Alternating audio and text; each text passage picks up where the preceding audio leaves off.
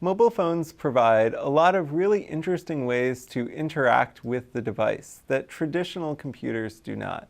If you think about interacting with a traditional computer, you have, kind of the windows on the screen, a mouse, and a keyboard, what's traditionally called a WIMP interface, windows, icons, mouse, and pointer interface. And that's very different from interacting with a mobile device. When you're interacting with a mobile device, you have touch interactions, you can directly manipulate things on the screen, you can use gestures, you can shake the phone in various ways to have it do certain things. You can use voice to both control the phone and to get feedback back from the phone. And you can have very context-driven interactions, things where the phone is sensing something and it can proactively engage with you. These are things that you don't get on a traditional computer, but are becoming more and more the norm on mobile devices. And mobile devices are expanding to be even more than just the phone. They're expanding to be a variety of different wearables, from watches to glasses to implantables and other sorts of computing devices that can be worn on your body. And that opens up a whole range of different novel input and output mechanisms that you can use to engage with that device. So we'll just be going through some of those briefly today, and this might inspire you to think about ways that you can include some of this novel input and output in the systems that you're making for the class this semester. So the first one that we'll talk about is gestures. Most phones these days have accelerometers. They have ways to determine when you're shaking them in certain ways, moving them in certain ways, and that allows for all sorts of new interactions with the system. Some phones now and some applications have systems where you can shake to undo. You type something, you didn't really want it, you just shake the phone kind of violently and it undoes what you've just done. Other apps have, shake for help or shake for other kinds of extra support in the system. Systems like the Rexplorer urban prototype that we talked about earlier in the class, the one that was used in Regensburg, Germany by Tycho Biagas et al., that was one where you actually used a gesture on the phone to bring up a ghost from the city's past. And so that's a very novel way of interacting with the system, a very novel way of getting content to appear by doing a particular gesture on the device. And the accelerometers are also used now for activity detection. The latest Android phones, the latest iOS phones are keeping track all day long about when you're walking, when you're biking, when you're running, when you're in a vehicle. And that context can be used to drive the interface as well, which is just a very interesting way to think about interactions, right? If a phone knows you're in the car, it can change into a driving mode. It can make buttons bigger. It can do things to make it easier to interact with it when you're in that particular mode of transport. Another novel interaction technique is using voice control.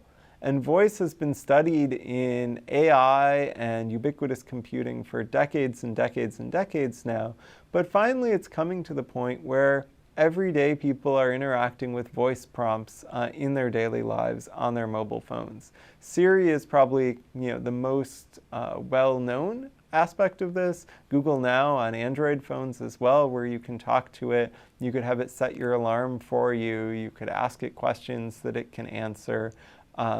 Voice really changes the way we can interact with these devices. As we all know, it's very difficult to type on really small screens, especially if you need to type large amounts of text. So having voice as an input makes it much easier to have that go into the system, to have it react to your commands and give you the information that you're looking for. And voice can also be used as an output, not just as an input. So you could think about your phone that might read you your email or read you the news or the weather in the morning when you wake up. And just as another way to interact with you, when your eyes might not be so open and you might want a little bit of time before you really wake up and engage with the screen, your phone can be talking to you. And you can also think about that voice output in a car environment or a commuting environment as well, where you might not have your eyes free and your hands free to interact with the device itself. If you're using a GPS system and you could just say, repeat that, and it repeats the last command that it told you, that's a much more natural way to interact with it while your hands are on the wheel and your eyes are on the road than trying to fumble around and look at the screen and see what it's trying to show you. Another kind of novel interaction is using context-driven interfaces. We talked a bit about Google Now with respect to voice, but Google Now also is an interesting way that it gives you proactive information. It knows where you are, it knows what's in your email, it knows what's in your calendar, and so it can tell you things like, you need to leave right now if you're going to make it to this meeting across town. Or it will tell you, your flight has been delayed, or it's at a different gate. It predicts the information that you want to know based on your rich context, both the location that it can sense from the device, as well as other information it can get from things like your calendar or your email. And this is a really new, interesting way to interact, right? To make it so people never actually have to do a search or look for something, that the information they want is always right there in front of them and pushed to them. And so thinking about those push interactions based on context as a way to interact with the user, instead of having the user always go in the home screen, go in the launcher, launch your app, look for what they're looking for, think about ways that you can engage them through notifications and make your system much more proactive about what their needs will be. Finally, we can talk a little bit about wearables as novel forms of input and output. Increasingly, wearables are augmenting our mobile phones, providing second displays for content that's on our mobile device. You can think about watches, you can think about glasses, you could think about other forms of wearables on your body. And they're really this secondary contextual display.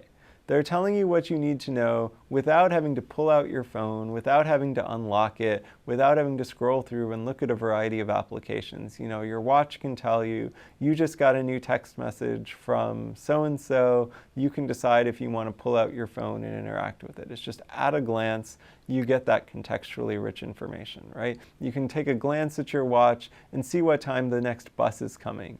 Without having to go in apps, look up the time, look when it's there, your phone and your watch know where you are, it can give you that information proactively so you don't have to go and search for it. And watches have been an area of study for quite some time. You can see a photo there on the lower left of my manager at Yahoo, Beverly Harrison, back when she worked at Park in the 1980s and 90s, building interfaces around watches. And it's a watch, it covers her whole forearm, but people were looking at what does content look like on a watch. And you can see here some of the other watch interfaces that have come out over the years. None of these has gone on to be a huge commercial success, but people have been exploring it in the research field, much like they've been exploring voice input and output. So we really see watches as a new trend and a new form of interaction that will complement the phone. Another area of wearables is glasses. Certainly you've heard all of the hype around the Google Glass product that's coming out. And this is another area where for decades researchers have been looking at wearables, looking at what could you do with a head-mounted display that could give you contextually relevant information. And you can see here in the photos, that used to involve strapping a giant backpack to your back with laptops and antennas and radios and all this other stuff in it, so you could get the connectivity and you could get the information and big displays that covered up half your face. But over the years, as electronics have improved, these have been miniaturized, and now you can get something that can fit on your eyeglasses like Google Glass. And you can think about ways that you can get contextually relevant information provided to you as you go about the city, whether it's navigation, whether it's information about the places that are in front of you, places that are nearby. You can think about what does it mean to get that delivered directly to your eyeball in a device like glass. So if you think about where wearables are going, you can think about other devices that go beyond just the phone or a watch or glasses. You could look at some of the exercise wearables that are out there today, things like the Fitbit that can track your steps, things like the Jawbone, things like Nike Plus. These are ways to put sensors on our bodies and collect rich information about our activities. And you can think about how that could be integrated into new and novel mobile phone applications, watch applications, glass applications over time. What this is leading to is a multi-device ecosystem. So people aren't just using their phones by themselves. They're not just watching TV. They're using all of these different screens in their lives together. They're using their tablet, they're using their phone while they're watching TV in the evening. They're using their watch and their phone together. And really thinking about how these devices work together is extremely important. Now you've got mobile phone applications that you can talk to change the channel on your television. You can say turn on CNN and your television will turn it on. You have second screen applications where when you're watching a TV show, you can get information about the actors. You could get information about places or events that are mentioned in the show on your tablet. You can have social interaction from Twitter on your tablet, so you can see what people are talking about with the show that you're watching in real time. So really starting to think about how can multiple devices work together? How can the content and context on one device impact what you're seeing and what you're interacting with on another device is an increasingly interesting area of research to explore. And so as you're working on your semester projects, as you're thinking about new ways to get people to engage with them, think about all the new input and output mechanisms that are available. Think about voice, think about gestures, think about companion devices, think about how context can make interaction with your system much more proactive, and really take advantage of the rich input and output that mobile phones provide.